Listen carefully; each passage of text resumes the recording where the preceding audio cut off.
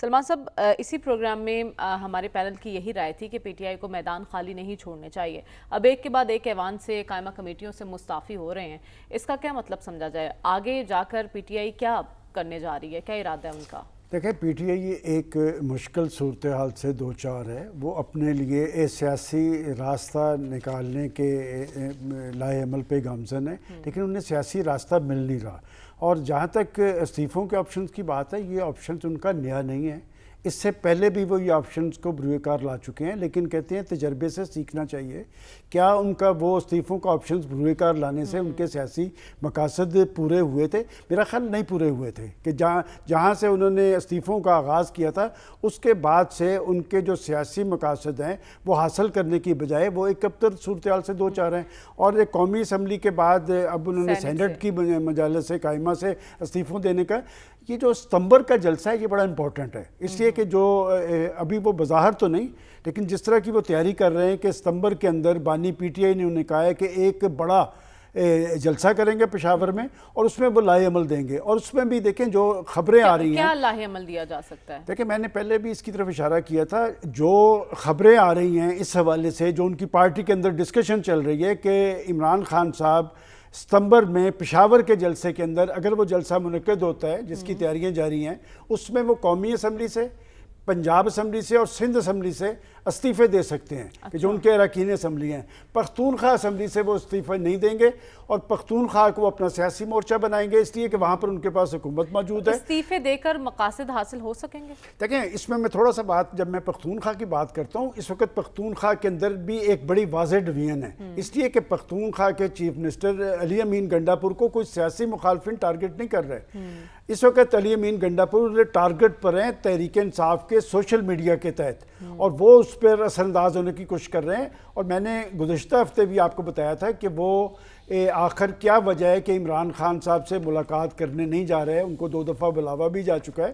اس وقت P T I کے اندر ایک ڈویژن ہے، ڈویژن اس بات پہ ہے کہ کیا ہمارا استعفوں کا آپشن کارگر ہوگا، کیا ہم اپنے سیاسی مقاصد حل کر پائیں گے، کیا حکومت کا خاتمہ ہوگا، کیا الیکشن کی طرف بڑھ پائیں گے۔ میرا خیال یہ بہت بڑی کنفیوژن ہے۔ اور اس میں ایک اہم بات یہ ہے، آپ اگر بیرسٹر گوہر کے 2 روز کے بیانات دیکھیں، جو پارٹی کے چیئرمین ہیں، کہ وہ تو یہ کہہ رہے ہیں کہ جی پی ٹی آئی کے ساتھ جو طرز عمل اپنایا گیا ہے اس کا کوئی سیاسی حل نکلنا چاہیے۔ وہ کہہ رہے ہیں ابھی دیر نہیں ہوئی۔ دیکھیں، یہی بات ہے کہ وہ بات کر رہے ہیں سیاسی حل کی، وہ آئین اور قانون کی بالادستی کی بات کر رہے ہیں۔ نواب نصر اللہ صاحب کی یاد ستا رہی ہے، وہ کہہ رہے ہیں اب تو ایسے سیاستدان ہی نہیں ہیں۔ دیکھیں، بات یہ کہ پولیٹیکل راستہ ایسے لوگ ہی نکالتے ہیں۔ آخر اس شخص کی چوائس کس نے کی تھی، کیوں کر کی تھی، پتہ تھا؟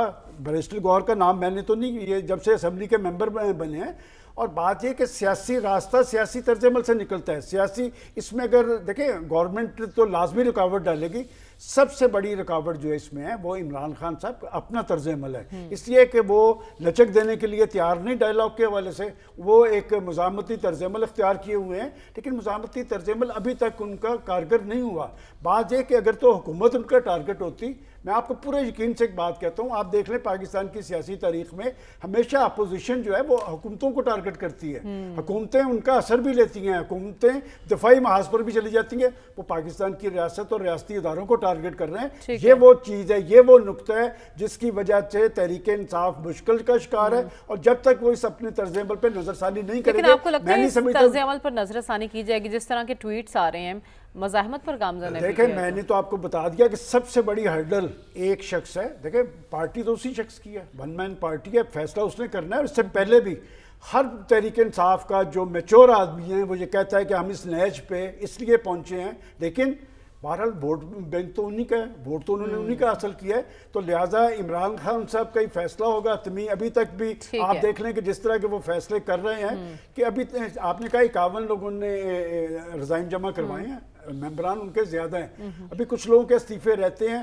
لیکن میں آپ کو ایک بات بتاؤں کہ وہ جو اسمبلیوں سے جو آپشن ہیں وہ اگر بروئے کار لائیں گے تو یہ تحریک انصاف کے فائدے میں نہیں جائے گا، البتہ یہ سسٹم اور زیادہ کمزور ہوگا۔ ٹھیک ہے، سسٹم اور زیادہ کمزور ہوگا۔ سلمان صاحب، سب سے پہلے تو مجھے یہ بتائیے کہ اسرائیل کا اتنا دلیرانہ تو نہیں کہہ سکتے، اس کو بدماشی کہہ سکتے ہیں اسرائیل کی، کہ آپ کس انداز میں دوحہ پر اٹیک کر رہے ہیں اور یہ کہتے ہوئے کہ یہاں پر حماس کی قیادت موجود ہے اور ہم حملے کرتے رہیں گے، اس کو کیا سمجھا جائے؟ دیکھیں، اسرائیل کا جو طرز عمل ہے وہ ڈھکا چھپا نہیں ہے، اسے کسی کا ڈر اور خوف نہیں ہے، اسے کہیں سے اجازت لینے کی ضرورت نہیں ہے، اس لیے کہ اس دنیا کا جو سب سے بڑا خدا ہے امریکہ، اس کے پشت پہ کھڑا ہے اور امریکہ کی مرضی کے بغیر وہ کچھ کرتا ہی نہیں ہے۔ اب جہاں تک قطر کی بات ہے، دیکھیں امن کے حوالے سے قطر کی ایک اہمیت ہے، اور سب سے اہم بات یہ ہے کہ دنیا کے بڑے ایشوز پہ مذاکرات وہاں پر ہوتے ہیں، افغانستان کے اور حوالے قطر کے اندر آپ کا